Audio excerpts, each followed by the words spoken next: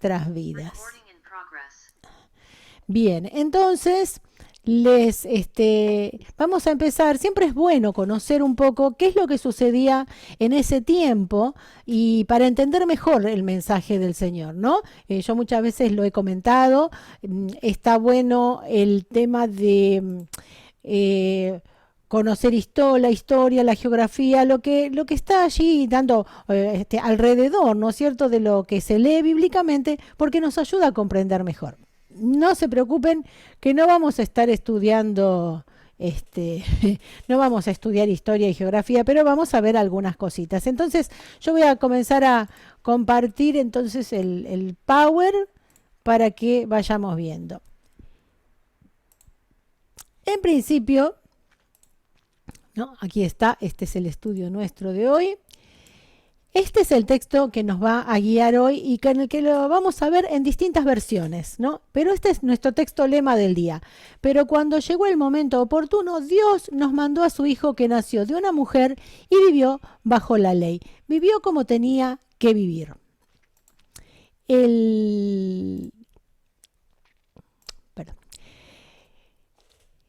Vamos a ir viendo entonces, en primer lugar, ¿se acuerdan que un poquito vimos en panorama sobre el periodo intertestamentario, ¿no? Y vamos a ver así rápidamente esto. ¿Qué es el periodo intertestamentario? Es lo que sucede entre el Antiguo y el Nuevo Testamento. Entonces, ¿qué es lo que pasa en ese tiempo? ¿Se acuerdan ustedes que en un momento los judíos son llevados cautivos a Babilonia porque habían pecado, porque habían desobedecido al Señor y después de cumplir el tiempo que el Señor les había avisado a través de los profetas, vuelven a Palestina? ¿Qué es Palestina? Palestina es el mismo nombre de la tierra de Israel, ¿no? Por si alguno no lo recuerda, Palestina, Canaán, Israel, está hablando de la misma porción de tierra, de la misma porción de territorio, ¿no? Así que habían vuelto. Fue un tiempo de mediana paz, habían sido conquistados, ¿no? En este momento o en el momento ese aparece Alejandro Magno, que ahora vamos a ver, y el Imperio griego, pero vivían en paz, como vasallos, pero en paz. El templo había sido reedificado. Recuerdan que el templo de Salomón había sido destruido, pero con Zorobabel y otros lo habían reedificado. Ya no tan hermoso, pero sí tenían un templo en donde alabar a su Señor, presentar los sacrificios y todos los rituales que la ley ordenaba. Este periodo tiene 400, se lo conoce también como los 400 años de silencio. O sea, entre el Antiguo Testamento y el Nuevo transcurrieron 400 años de silencio, porque no hubo profetas que hablaran, ¿no? No porque, o sea, silencio de parte de Dios, pero de todas maneras sí, Dios obró e hizo muchas cosas, ¿no? Y esto es lo que vamos a ver, cómo Dios fue preparando todo el entorno para que justamente viniera el Mesías y el Evangelio pudiera ser esparcido por el mundo, como es el plan de Dios desde el principio, ¿no? Alejandro Magno fue un rey griego que empezó a conquistar y conquistó el mundo hasta ese entonces conocido, logró extender el imperio, el imperio griego, enormemente, conquistando anteriores imperios, ¿no es cierto? Si se acuerdan en la escuela, seguro todos lo hemos visto y hemos tenido que estudiarlo. Cuando este Alejandro Magno muere, él no tenía hijos, entonces ese gran imperio se divide en cuatro. Una de las zonas era Siria, era Palestina, que estaba Siria e Israel. Y uno de los reyes, después de algunas generaciones, fue Antíoco Epífanes.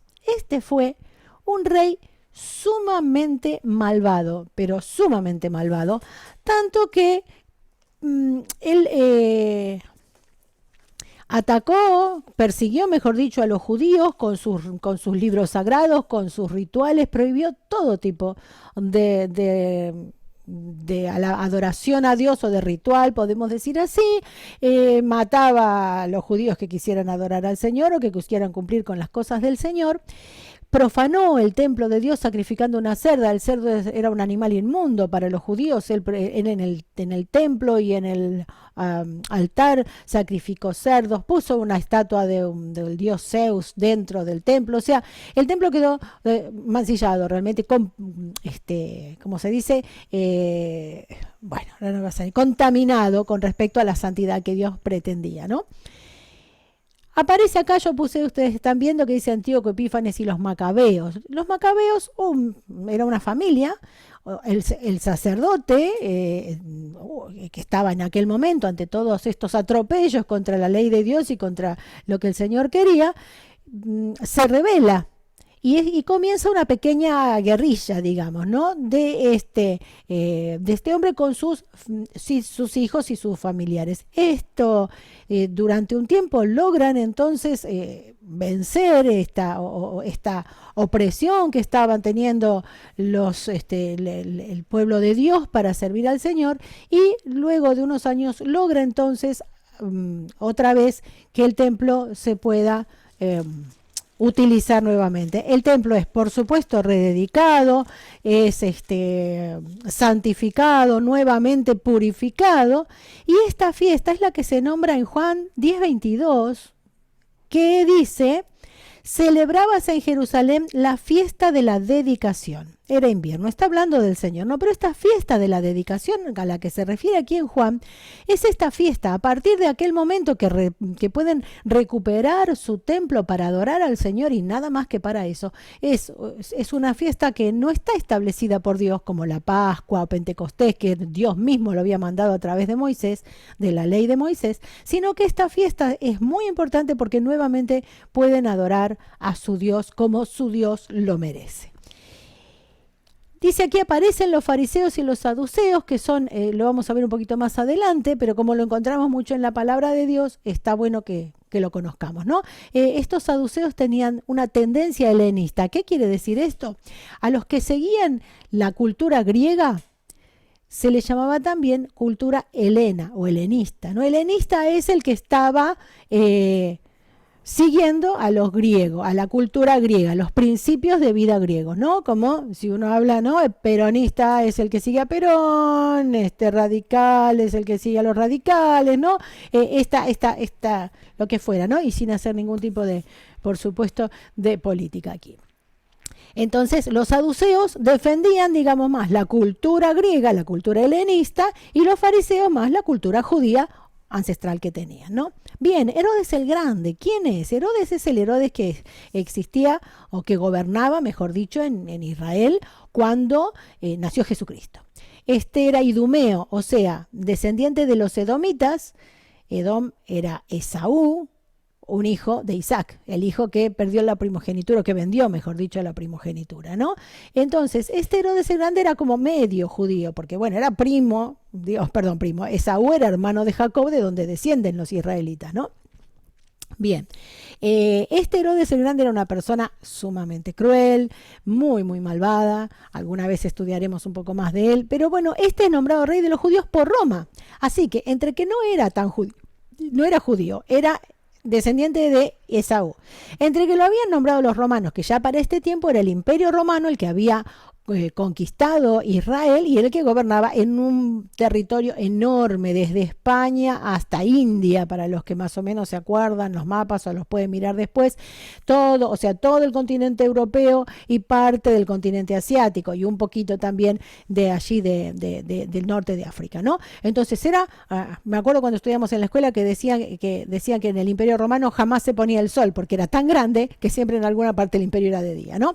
Bien, este Herodes es el que gobernó por muchos años allí, y él quiso congraciarse con los judíos, pero realmente nunca lo logró. Él reconstruyó el templo, que después vamos a ver un poquitito más de eso, que es el templo sobre el que siempre se habla en la época de Jesús, en el Nuevo Testamento. Este es el templo que se usa, el que estaba reconstruyendo Herodes el Grande.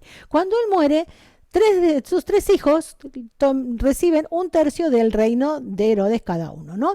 Arquelao recibe Judea y Samaria, Herodes Antipas recibe Galilea y Perea, y este Herodes Antipas es el que hizo decapitar a Juan el Bautista, y Felipe es el que menos conocemos porque en realidad él recibió una parte de la tierra que no entra en la historia bíblica, que es Iturea, Traconite, ¿no? Bueno, del otro lado del río Jordán, es información nomás. Ahora, este Arquelao era tan terrible, parece que era peor que su padre, y produjo tantos problemas que Roma lo saca del reinado que tenía en Judea y Samaria, y entonces queda Judea y Samaria bajo el control de los procuradores. Eran como gobernantes, pero con un rango militar, o sea, eran gobernantes que también dirigían el ejército. Uno de ellos era Poncio Pilato, él era procurador. Y también para ese tiempo se forma el partido de los celotes, que lo que querían hacer era libertar a Israel de la opresión. O sea, ustedes saben cuando un país está bajo el yugo de otro, paga impuestos, y los impuestos eran muy fuertes, ¿no es cierto? Los publicanos que tanto conocemos, ¿no? Los publicanos que uno lee allí, eran judíos que cobraban impuestos para Roma, y nadie los quería porque además de eso, estaban guardándose en el bolsillo según la cara lo que le cobraban a la gente, ¿no? ¿Vamos bien hasta acá? ¿Están bien? Si tienen alguna pregunta, se desmutean y me la hacen y yo en lo que puedo les ayudaría. ¿Sí? Muy bien. Seguimos entonces con esto. Perdón, aquí. Muy bien. Entonces, acá están los cobradores de impuestos y era una cosa tremenda, ¿no? Entonces, los judíos querían esa libertad, por supuesto, como cualquiera, pero eran demasiado débiles para expulsar a sus conquistadores, que era el poderoso imperio romano, ¿no? Pero fíjense, empieza a despertar entonces en ello esa esperanza mesiánica que los profetas del Antiguo Testamento habían prometido tantas veces. Un libertador, un Mesías, un enviado de Dios que les iba a dar paz, gozo, iba a traer un reinado de prosperidad, ¿no? Entonces, volvemos a insistir con este texto, desde otra versión. Pero cuando se cumplió el tiempo señalado, Dios envió a su Hijo, que nació de una mujer y sujeto a la ley. El tiempo perfecto, el tiempo que se tenían que empezar a preparar, ¿no? Que Dios había ido preparando aún estas cosas que parecían y que eran de hecho desagradables, porque bueno, no tengo plata para comer y tengo que pagar los impuestos porque si no me quitan hasta lo último, o me quitan a mis hijos o a mí mismo, me mandan como esclavo, me venden como esclavo para pagar lo que le debo al gobierno.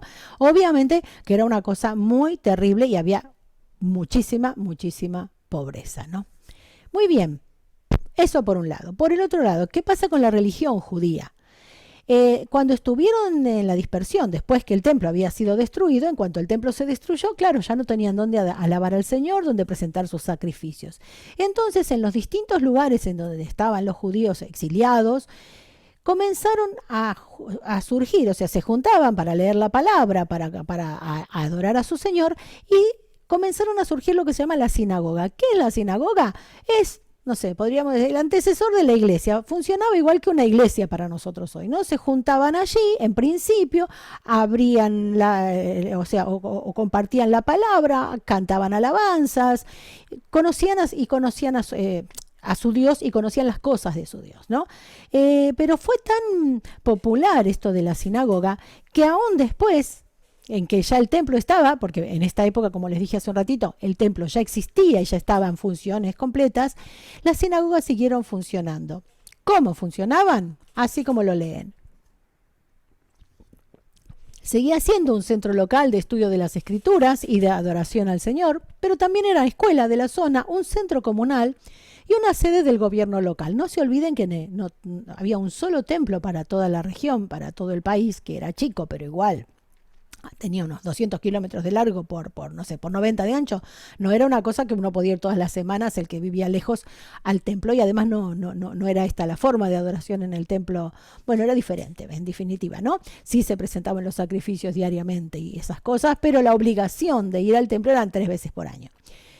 Pero sí el conocer la palabra. Entonces las sinagogas que eran los lugares cercanos, fueron tomando preponderancia.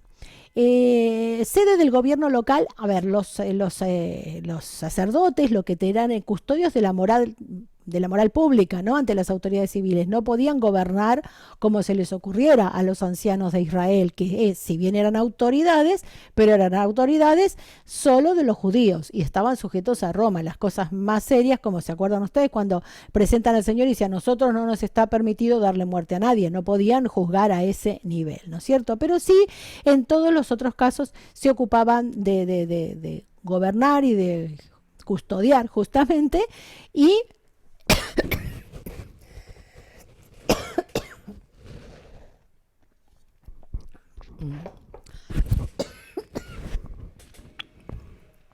esto se desarrollaba, bueno, en la sinagoga. Bueno, ahora sí. Los sacerdotes entonces gobernaban al pueblo, eran ellos, los ancianos eran los sacerdotes, los mayores, los más importantes, digamos, los que tenían más experiencia, y también se dedicaban a estudiar intensamente las escrituras, para ese tiempo solo el Antiguo Testamento, ¿no? De hecho, el libro de texto de las escuelas era la palabra de Dios. Así pasaban, no pasaban de grado los chicos, pasaban como del libro, digamos, o de tema, aprendían las escrituras de memoria, esta era su tarea, y a medida que iban conociendo, pues iban creciendo, iban en sus estudios. Lo que también se hacían los estudiosos, los sacerdotes, los escribas, que eran los que se ocupaban y los que conocían más la palabra y la estudiaban en mayor profundidad, fueron estudiándola tanto y preparándola y preparando ordenanzas y interpretaciones de la palabra que termina apareciendo otros escritos, digamos, que iban a la par de la palabra, que se conoce con el nombre de Mishnah, ley oral o tradiciones de los ancianos. ¿Qué pasaba con esto? Esto llegaba, eran tan como puntillosos, ¿no? Por ejemplo, enseñaban que había que lavarse las manos, no era lavarse las manos como las lavamos nosotros, ni siquiera como cuando nos dieron las explicaciones del COVID, que 20 segundos, que no sé cuánto, ¿no? Que había que cantar, no me acuerdo cuántas veces, feliz cumpleaños. Era mucho más complicado, se tenían que lavar las manos, dejar que el agua escurriera como 7 veces, era unas cosas, unos rituales terribles, ¿no? Y lo peor de todo es que muchas veces estas mismas tradiciones de los ancianos eran contrarias a la palabra de Dios. Quiero leerles en Lucas 11:46. Pastora, ¿Sí? perdón. Sí, no me aparecen las letras. A todos le aparecen las letras, pero a mí no. ¿No están viendo? ¿Ven el PowerPoint? Yo no. Recién lo sacaste, hasta ahora lo veía. Perfecto. No sé, entonces, no, perdón, Marisa, tal vez tengas que buscarlo en otra pantalla. Pues estás mirando con el celular, fíjate, tal vez sea que tenés que ponerlo en otra pantalla. Estaba mirando, pero se fue, sí. Bueno, Ahí está. Muy bien. ¿Cuánto dijo, pastora? Lucas 11:46. Y Gracias. de nada. Y ahí está hablando el Señor Jesús, que dice, ay de vosotros también, intérpretes de la ley, porque cargáis a los hombres con cargas que no pueden llevar, pero vosotros ni aun con un dedo las tocáis. Allí el Señor estaba diciéndole que le mandaban a hacer mucho a los demás, pero ellos no hacían nada, ¿no? Entonces estaba condenando su hipocresía también, ¿no? Y en Mateo 15:6 dice, otra vez está hablando el Señor, entonces les está diciendo que ellos con su ley, dice, que como que si le decían al Padre, dice, perdón, se lo voy a leer desde el 5 que es más fácil. El Señor le dice también a los escribas y a los doctores de la ley, pero vosotros decís, cualquiera que diga a su padre o a su madre, es mi ofrenda a Dios, todo aquello con que pudiera ayudarte, era obligación ayudar a sus padres, ¿no? Económicamente, ya no ha de honrar a su padre o a su madre. Y esto es lo que dice, así habéis invalidado el mandamiento de Dios por vuestra tradición, ¿no? Esta tradición. Entonces el Señor claramente estaba en contra de todas estas tradiciones o leyes, o ley oral, o sea, la ley que se pasaba de boca en boca, ¿no? El 9 dice, pues en vano me honran, Mateo 15:9, ¿no? Como tienen ahí, enseñando como doctrinas, o sea, como palabra de Dios, como enseñanza de Dios, mandamientos de hombres. Se refiere, ¿no? Los mandamientos de hombres se refiere a que, nada, son cosas que inventaron ellos, dedujeron de, ¿no? Pero tenían cosas terribles como, por ejemplo, en el día de reposo, no podían restregar los granos de trigo para comer el grano. Eso ya era trabajar y no se debía hacer, ¿no? Así que algo tremendo. Y esto el Señor lo condena grandemente, ¿no? Y otra de las cosas que tenemos que tener en cuenta es lo que yo les decía, el templo de Herodes. Este Herodes se quiso congraciar con el pueblo de Dios, a ver si se ganaba su simpatía, y empezó a construir un templo súper, súper lujoso, enorme. Fíjense que allí se comenzó a construir en el año 20 antes de Cristo y se terminó entre el año 62 y 64. Así que fíjense todos los años, 80 años tardó en construirse. Si ustedes se quejan de que cuando se arreglan la casa tardan 2 meses, no se hagan problema. Miren esto, ¿no? Pero bueno, era un templo enorme. Obviamente no terminó Herodes de construirlo, ya Herodes para ese tiempo había muerto. Pero sí, y aquí les quiero, a ver, ahí está. Fíjense ustedes, lo que tenemos acá es la comparación. El grandote es el templo de Herodes y el chiquitito es el templo de Salomón. El templo de Salomón era un templo hermoso, con todos los lujos y todas las cosas que Dios le había mostrado a Salomón, ¿no? Pero dicen que, o sea, era como 1/3 del tamaño. Así que aquí esto lo único que quería era como para que vieran, ¿no? Que puedan comparar el tamaño tremendo. Y otra cosita que les quiero mostrar así del templo de Herodes, como para que tengan en cuenta, este era el templo de Herodes. Por supuesto es una maqueta, un dibujo en este caso, ¿no? ¿Qué tenía el templo? Tenía alrededor, todo alrededor, ven que no sé si ustedes alcanzan, ¿ven las flechitas? La flechita que se mueve. Espero que sí, yo no los veo a ustedes, así que si ¿se ve la flechita ahora? Sí, Sí, se ve la flechita, el perfecto, cursor. perfecto, el cursor, sí. Bueno, muy bien, entonces, gracias, Robert. Todo alrededor era un gran, lo que ustedes van a leer en la Biblia como el atrio de los gentiles. ¿Qué era este gran, eso, como un gran patio, ¿no? Este lugar es donde los gentiles, o sea, todos aquellos que no eran judíos ni prosélitos, o sea, un judío convertido, un gentil, uno que no era judío convertido al judaísmo, era donde podían estar. Y no podían traspasar esas pequeñas vallas que eran vallas de piedra, sí, porque si lo traspasaban morían, ¿no? Esto es lo que usan después. Cuando quieren culpar a Pablo y cuando lo quieren llevar prisionero, que decían que Pablo había hecho entrar a otras personas que no correspondían al resto del templo. Después de este gran atrio, adentro hay otro patio y en ese es el que se conoce como el atrio de las mujeres y el atrio de los israelitas. Este mismo atrio estaba dividido en dos, las mujeres podían llegar hasta un punto y los israelitas, los varones, podían llegar un poco más allá, pero dentro de este atrio. Y pasando esta gran puerta, hay otro atrio, otro patio, que es el atrio de los sacerdotes. Los sacerdotes llegaban hasta ahí. Y el templo, propiamente dicho, es este, que es más alto, que si ustedes ven ahí, estaba recubierto con oro, estaba hecho de mármol blanco y una serie de cosas muy, muy lujosas. Y ahí solamente podían acceder los sacerdotes.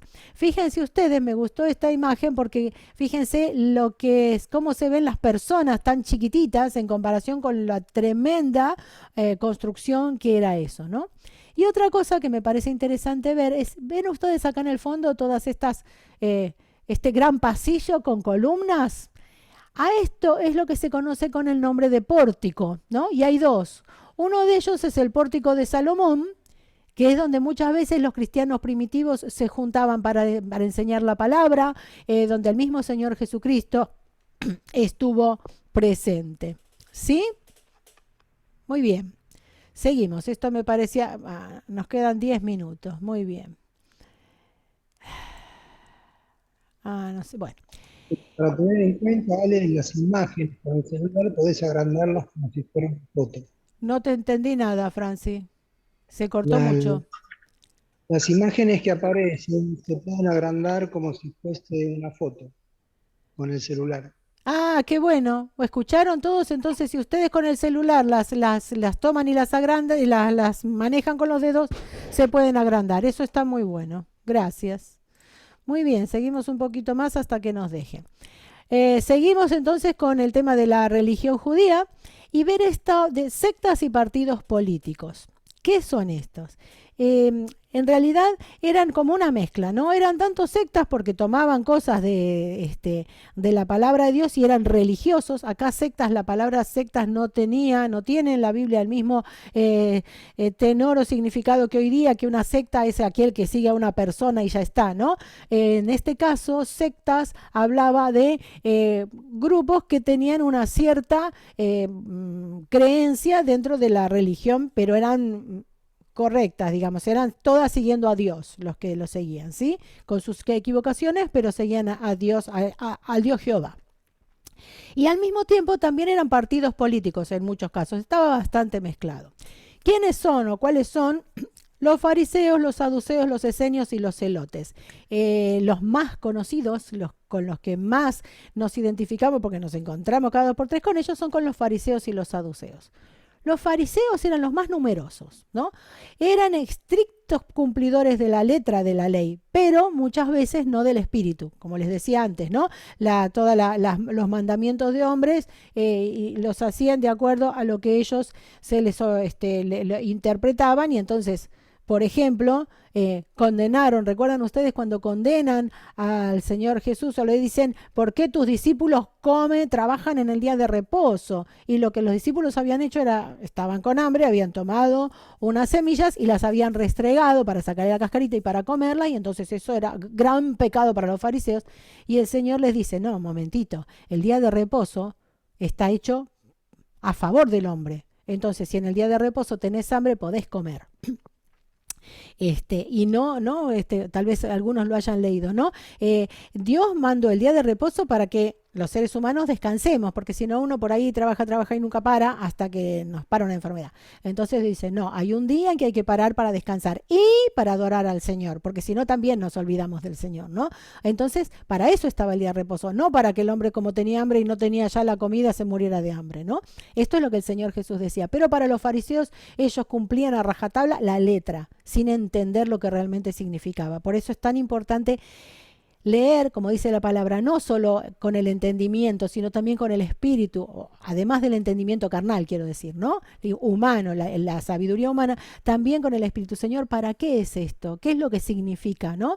Dice en otro lado que la letra mata. Solo la letra de la palabra no alcanza, mata porque no podríamos tampoco cumplirla, ¿no? Pero es el espíritu el que da vida, ¿no? Y eso tiene que estar unido. Tenemos que ser obedientes a la palabra, pero entendiendo para qué el Señor la quiso o para qué la dio el Señor, ¿no?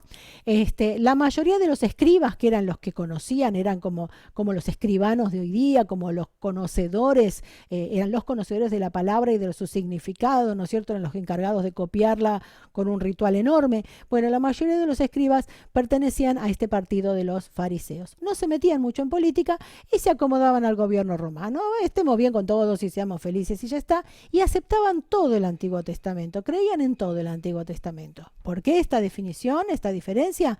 Porque los saduceos, que era el otro partido, la mayoría eran aristócratas, acaudalados, ¿no es cierto? Y solo aceptaban los libros de Moisés. Entonces, ¿qué pasaba? Había un montón de cosas que no creían. Negaban la inmortalidad, negaban la resurrección, que existieran ángeles y demonios, ¿no? Todas estas cosas no las creían. Eso es lo que usó Pablo en un momento que estaba siendo acusado injustamente, como para armar un poco de lío por ahí y que, en el buen sentido, como para que pudieran rescatarlo, porque la cosa no estaba funcionando muy bien. Eso ustedes lo leen en el libro de los Hechos. Lo que les interesaba a los saduceos era el prestigio, la influencia sobre los demás y confraternizaban con los romanos. A ver, los romanos qué quieren, les gustaba lo que hacían. Los esenios llevaban una vida ascética. ¿Qué quiere decir? Una vida libre de todo lujo. lo mínimo indispensable. Tenían sus propiedades en común y les interesaba en una mayor medida el estudio y la interpretación de las escrituras. Muchos piensan que estos esenios, o gracias a ellos, es que se encontraron estos escritos tan antiguos, los famosos rollos del Mar Muerto. Muchos piensan que eran de ahí, muchos piensan que no. Pero bueno, sí hacían esto, ¿no? Dedicaban su vida prácticamente al estudio e interpretación de las escrituras. Y por último, los celotes, que era un grupo político más que nada, querían librar a Palestina por las armas, pensaban que la única manera de dar que hubiera libertad y ser libres de los romanos era a través de las armas, y aparece nombrado aquí en Hechos 1:13, que dice, está nombrando a los apóstoles, ¿no? Dice que estaban en el aposento alto, donde estaban Pedro, Jacobo, Juan, Andrés, Felipe, Tomás, Bartolomé, Mateo, Jacobo, hijo de Alfeo, Simón el celote y Judas, hermano de Jacobo. Fíjense ustedes, a mí esto me encanta. Simón, un discípulo del Señor, era celote. Me encanta en este punto. El Señor llama a todos. Hay lugar al pie de la cruz para todos. No importa lo que hayas sido, no importa tu orientación política, no importa si sos una persona de paso o una persona de armas tomar, venís al Señor y el Señor te recibe y el Señor cambia lo que tiene que cambiar, porque Simón no andaba con la espada, el que usó la espada fue Pedro, fíjense. El Señor cambia, por supuesto, pule lo que no sirve, pero el Señor no desecha a nadie y esto es algo maravilloso. No sé cómo estamos, a ver, los voy a ver porque no los veo y es raro dar la clase así. No sé cómo están. Ah, perdón, no, así no.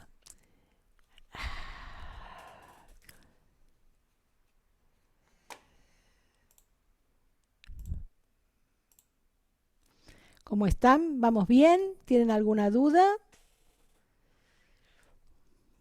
¿Estamos bien? Bueno, para que no se corte el tema, a ver, voy a